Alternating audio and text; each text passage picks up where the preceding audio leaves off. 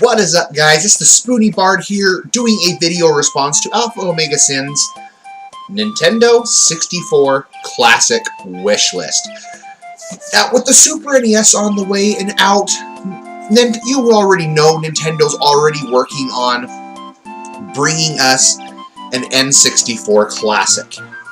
It's inevitable, it's going to happen, and at this point in time, it's not a matter of if, but when. So I thought, in today's video, we're going to hop in and talk about games that should be on there, games that I would love to see, because the Nintendo 64 was a monster of a machine that had some of the most memorable games to come from Nintendo, Rare, all these different companies, you name it. So let's go ahead, hop into it, and talk about strictly Nintendo-made titles that need to be on this game. I'm not going to go into a whole lot of depth into each title, but I am going to mention these titles, and kicking off this list would be Super Mario 64. Super Mario 64 has to be the most important 3D game ever created. This was pretty much the staple that set up what modern 3D platformers are. Super Mario 64 was the form that every game out there had to go and take. Every platformer that was released from that point on, that was the game that it reflected back to, that they were trying to copy. Super Mario 64 is arguably one of the best in the 3D Mario franchise. I would argue it is the best up there with Super Mario Galaxy 2 and Super Mario 64 being the top-rated Mario platformers. Switching to another game that needs to be on there is Mario Kart 64. Mario Kart 64 was the follow-up to the SNES version of Mario Kart, but it added new characters, new tracks, and it was just a blast to behold. There were so many great tracks on that game, so many memorable moments. I have so many fond memories playing this game with my childhood friends, with my family, sitting down on family night and playing multiple hours of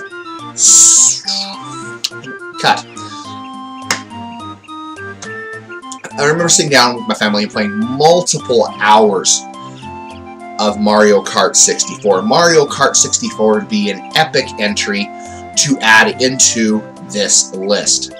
The next game I want to talk about is one of my personal favorites from the Nintendo 64 library, and this is Star Fox 64. Star Fox 64 and me go way back. This is one of the first games that I got on my Nintendo 64. It was really my first introduction to a space simulator game where you actually fly through spaceships. I had played, among other games, on the SNES, but it wasn't until this game that I really got enthralled in it and enjoyed it. Still to this day, I can quote a lot of the Star Fox quotes. And I know they released this on the Nintendo 3DS, and I actually can't play that because they did change a quote in there. Real quick, the quote here is, you shoot Falco, he goes, "Hey Einstein, I'm on your side." And in this remake, it's, "Hey genius, I'm on your side." And I couldn't play it because that just, it pissed me off to no point. And call me a crazy fan, but it was just something that bugged me. But this would be perfect for them to put on there, and it's possible they've done it with the Virtual Console, so why the heck not? The other game that I feel that they could definitely add on there is F-Zero X. F-Zero X, mind you, has one of the best damn video game soundtracks to perhaps ever have been created. That guitar arrangement, the rock and roll kind of futuristic style that soundtrack has, is just something amazing. And it's a high-speed, high-profile racing game. It's just an absolute blast to play. Much more difficult than that of Mario 64, but once you learn the mechanics, learn the controls, it's a very rewarding game to sit down and play. The next game on this list from Nintendo that absolutely should be on the N64 Classic is none other than Kirby 64, The Crystal Shards. And I know there are a whole group of people out there who are absolutely anti-Crystal Shards, saying it's not a good game, saying that the game is not the best in the Kirby series, but I absolutely adored this game. It was actually an entry that I did not get to play until they brought it over to the Nintendo 64 Virtual Console on the Wii. This was one of those games that I absolutely fell in love with and that I really enjoyed. And, you know, Kirby is such a staple franchise for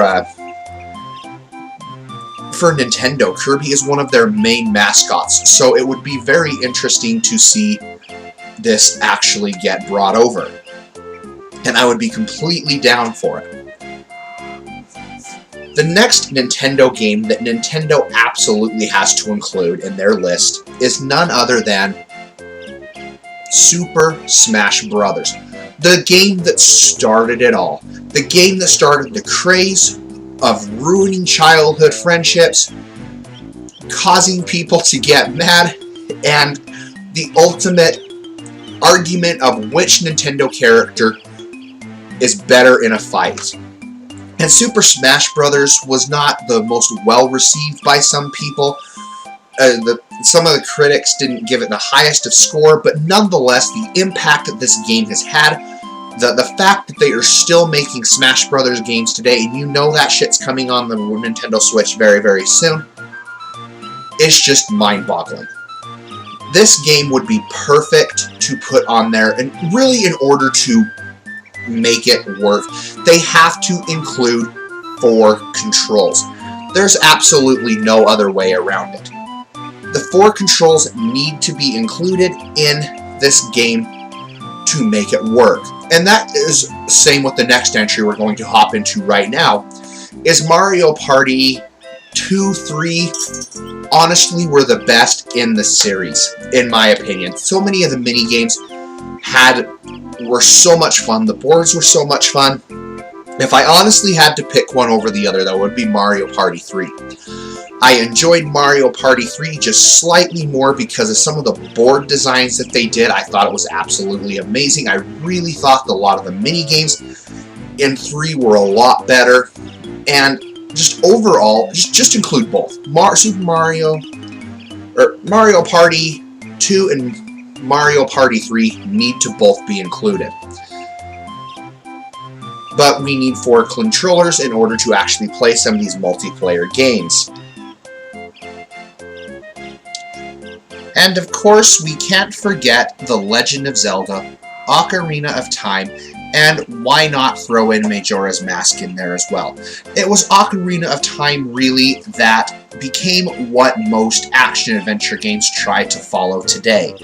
As a matter of fact, it was that particular game that kind of expanded open world in a setting. It gave us one of the first 3D adventures that we had. It was something that was, its story was dark in a lot of ways. It was very, it wasn't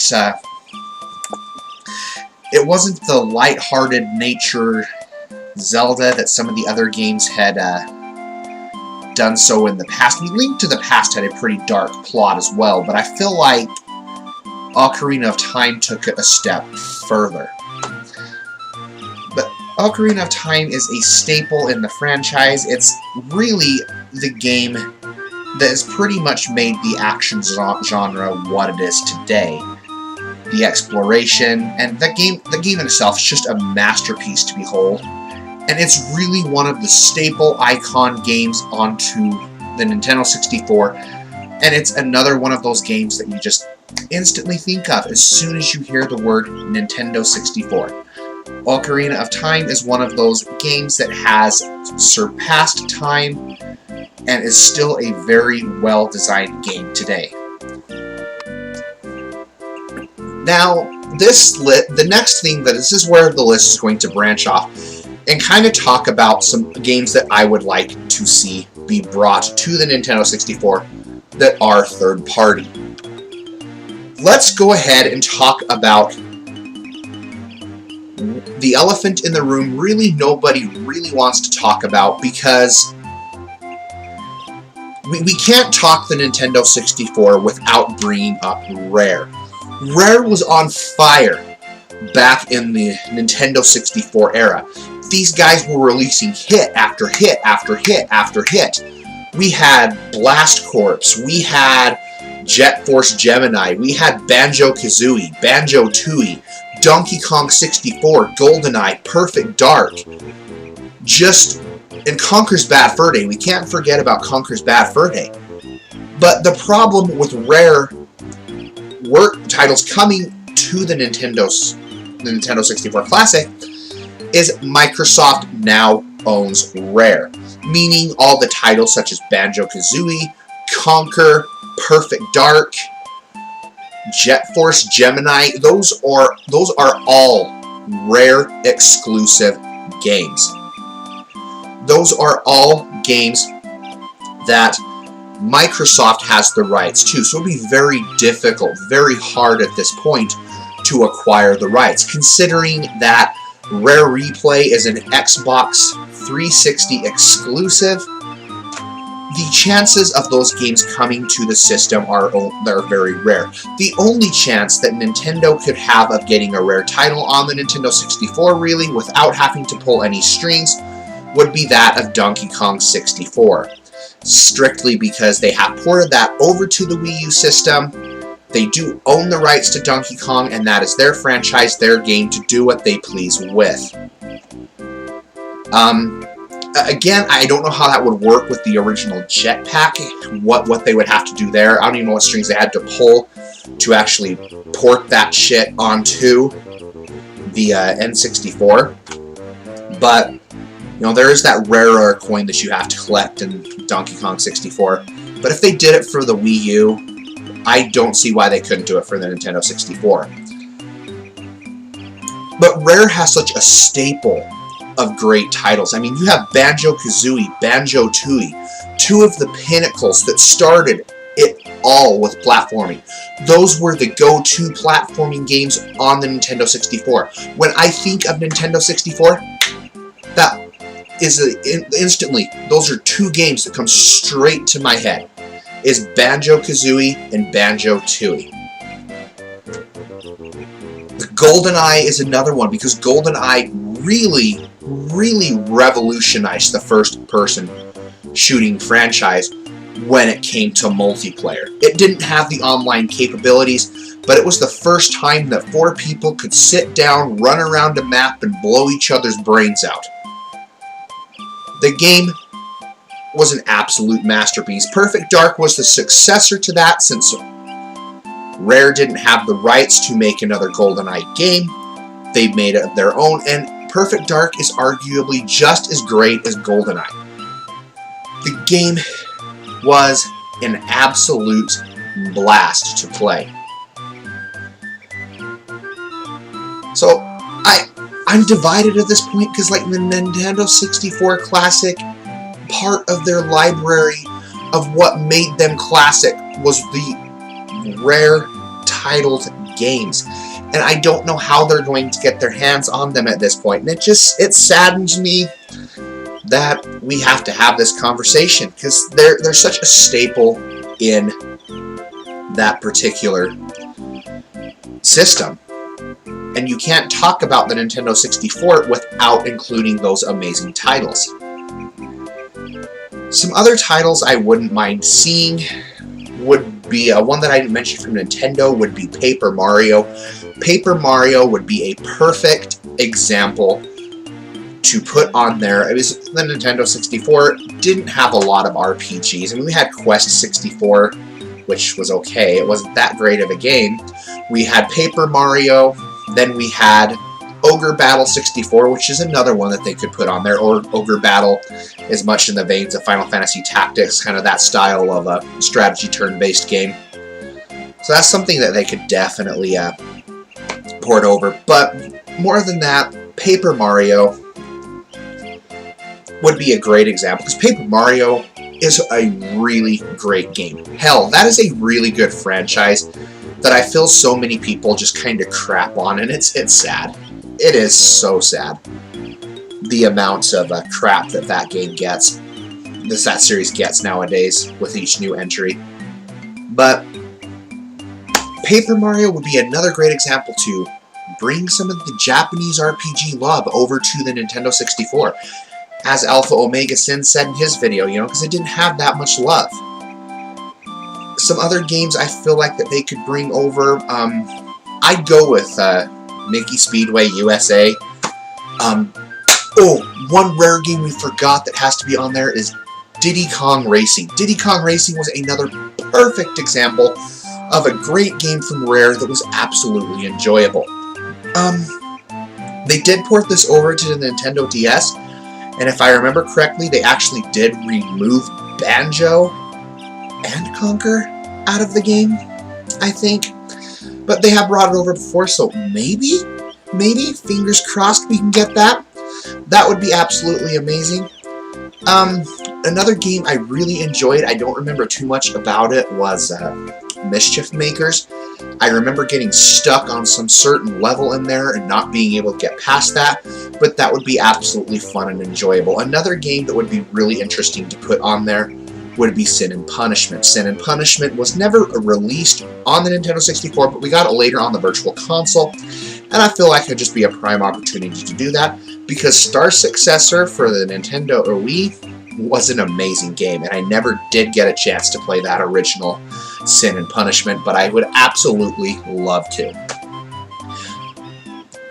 So this has been my list. I mean, there are some other titles out there that could possibly come over, but it's hard to get that licensing, get that specific kind of, the specific things that they would need to really make this system happen.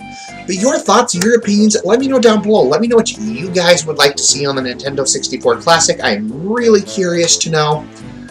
Be sure to follow me on Facebook and Twitter. Links are going to be down below in that description box. You guys have been watching the Spoony Bard, and most importantly, stay happy, be happy, game happy. The Spoony Bard is checking out.